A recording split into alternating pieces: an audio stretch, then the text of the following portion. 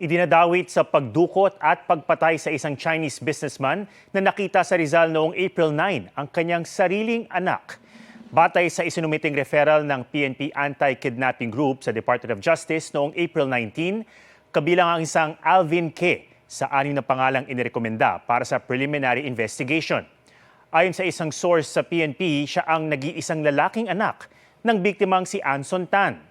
Nakadetalye rin sa affidavit ng sumukong sospek na si David Tan Liao ang alok na umano'y patrabaho ni Alvin.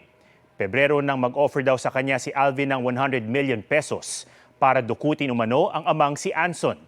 Si Alvin din anya ang nabigay ng go signal na patayin si Tan at driver nito. Tumangging magbigay ng pahayag ang pamilya Tan. Pero sa preliminary investigation kahapon, sinabi ng kanilang abogado na gusto nilang maimbestigahan ng mabuti ang kaso.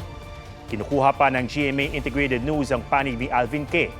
Ang DOJ naman humingi ng konting panahon para matukoy ang mastermind at ang motibo ng krimen.